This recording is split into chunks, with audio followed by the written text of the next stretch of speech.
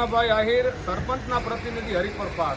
આજરોજ અમે રાજકોટ કલેક્ટર કચેરી ખાતે કલેક્ટર સાહેબને એક જ મુદ્દાના કાર્યક્રમ માટે આવેદનપત્ર આપવા આવ્યા છે. અમારો મુદ્દો બહુ વર્ષો જૂનો છે.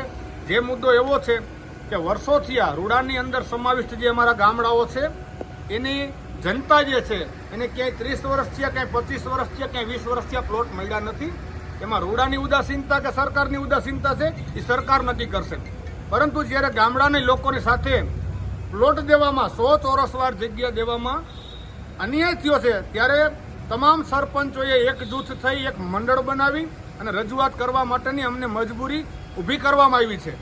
આવનારી ચૂંટણીમાં કોઈ પણ બાધા ઊભી કરવા કોઈ પણ સરપંચ કે કોઈ પણ વ્યક્તિ માંગતો ન હોય, પરંતુ લોકોની લાગણી અને માંગણી એવી છે કે એક પરિવાર હોય, એના દીકરાઓ જુદા થાય તો એને 100 ચોરસવારની તો સામાન્ય જરૂરત હોય છે ગામડાની અંદર.